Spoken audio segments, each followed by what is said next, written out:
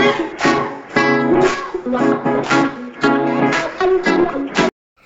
જોઈને ઘણાને એમ થશે કે આ શું છે? આ છે ગરમર. આજે હું તમને બનાવતા શીખવાડીશ ગરમરનું અથાણું.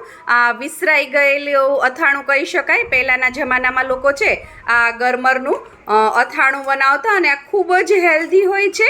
બીજા કોઈ અથાણા કોઈ ખાઈ શકે કે ના ખાઈ શકે, પણ ગરમરનું અથાણું છે એ તમે ખાઈ શકો, કારણ કે આની અંદર તેલ અને કોઈ પણ મસાલા જે નુકસાન કરે એ અંદર નાખવામાં નથી આવતા. એટલે જરૂરથી આ વિડીયો જોજો. આ રીતની હોય છે, આખી જળ હોય છે. આ ઝુમખા ને ઝુમખા હોય છે, ગાજર જેવું જ હોય છે, નાના નાના ગાજર હોય એ રીતનું, પણ કોફી કલર જેવું હોય છે અને એકદમ માટીવાળું હોય છે, કારણ કે જમીનની અંદરથી કાઢવામાં આવે છે. અને આ રીતે એની આ છાલ કાઢી લીધી છે અને ધોઈ લીધા. આખા લુમખાને અમે અલગ કરી લીધા. પહેલાં મને એમ થયું કે આનો વિડીયો નથી બનાવો, પણ પછી એમ થયું કે ના, આનો વિડીયો બનાવવો જોઈએ, જેથી લોકો આને ખાય અને હેલ્ધી રહે. અને હવે આ ગરમર છે એને આ જ રીતે રહેવા દેવાની છે. બહુ લાંબી હોય તો આવી રીતે 2 કટકા કરી નાખવાના, આમ ગોળ જ રહેવા દેવાની છે. પણ બહુ જાડી હોય તો તમે વચ્ચેથી આ રીતે 2 ભાગ કરી શકો છો. જેમ કે આ બહુ જ જાડી છે તો આને આવી રીતે વચ્ચેથી 2 ભાગ કરી દીધા છે. અને આને ઝીણા કટકા નથી કરવાના, આ જ રીતે રાખવાની છે. ત્યારબાદ હવે આપણે આની અંદર ભેળવશું મીઠું અને હળદર. મારા મમ્મી બનાવે છે, જો તમે, અને બહુ જ સરસ બનાવે છે. આ આખું મીઠું છે, જાડું મીઠું પણ કહેવાય.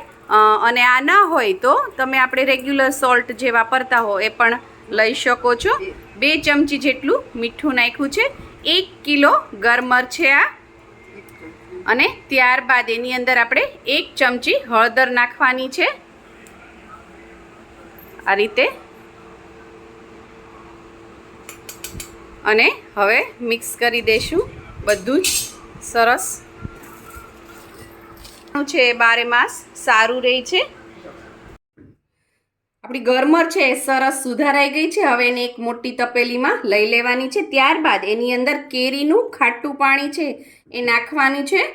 બધા ગુજરાતીઓના ઘરમાં ખાટું પાણી હોય જ, અથાણા બનાવતા હોય એટલે. પણ ઘણાને ન ખબર હોય કે આ ખાટું પાણી શું છે, તો કાચી કેરી લઈ આવવાની તમારે. રાજાપુરી લાવો, દેશી લાવો, કોઈ પણ લઈ આવવાની. કેરીની અંદર થોડું સુધારી અને હળદર મીઠું ભેળવી દેવાના. અને 2 દિવસ એને તપેલામાં રાખો એટલે તપેલાની નીચે આવું ખાટું પાણી રેડી થશે. એ ખાટું પાણી બોટલમાં ભરી લેવાનું. આ રીતે તમારે ગરમર, ડાળા, કેળા, ગુંદા કંઈ પણ આથું હોય તો એમાં કામ લાગે. આમાં ઓલરેડી હળદર મીઠું હોય જ છે, એનું જ પાણી છૂટું પડ્યું હોય છે, આપણે કેરીમાં ભેળવું હતું.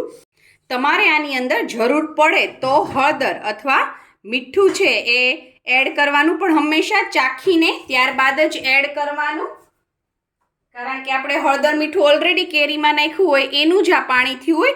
આ રીતે ગરમર છે એ ડૂબા રહેવી જોઈએ. તમે જુઓ, ગરમર છે એ બધી જ નીચે આવી રીતે ડૂબેલી રહેવી જોઈએ. અને આને ઢાંકીને આપણે 2 દિવસ આ રીતે રાખવાનું. વચ્ચે વચ્ચે જ્યારે બી ટાઈમ મળે ત્યારે દિવસમાં 2-4 વાર ગરમરને આ રીતે ઊંચા નીચી કરી દેવાની, જેથી હળદર, મીઠા અને કેરીના ખાટા પાણીમાં સરસ પલળી અને અથાઈ જાય.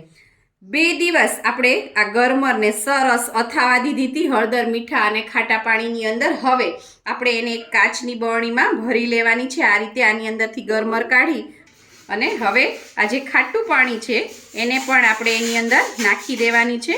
અને આ રીતે બીજી ગરમર છે એને પણ આપણે નાખી દઈશું એની અંદર, જુઓ તમે. અને આ રીતે બધી જ ગરમરને આની અંદર દબાવી દેવાની છે. આ રીતે દબાવવાની એટલે કે પાણીની અંદર ડૂબાડી દેવાની છે. કોઈ ઉપર ના રહેવી જોઈએ, બધી જ અંદર ડૂબેલી રહેવી જોઈએ. અને આ બરણી છે આપણે બંધ કરી દેવાની છે. અને હવે આને 8 થી 10 દિવસ આ જ રીતે રહેવા દેવાની છે. 8 થી 10 જ દિવસમાં આ ગરમર ખાવા માટે સરસ તૈયાર થઈ જશે, અથાઈ જશે આની અંદર. જ્યારે પણ તમને ટાઈમ મળે ત્યારે બરણીને છે આ રીતે થોડી હલાવી લેવાની, એટલે હળદર મીઠું છે એ નીચે ના બેસી જાય. 8 દિવસ થઈ ગયા છે. હવે હું તમને આ બરણી ખોલીને દેખાડું છું. જો આપણે આની અંદર છે એ ગરમર કાઢું હું તમને.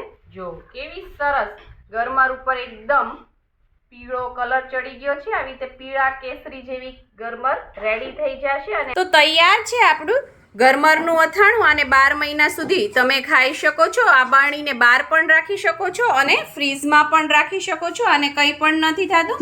આની અંદર બીજા કોઈ પણ મરી મસાલા નાખવાની જરૂર નથી. આ દાળ ભાત સાથે, શાક રોટલી સાથે, ખીચડી કઢી સાથે આ ગરમર ખૂબ જ ટેસ્ટી લાગે છે.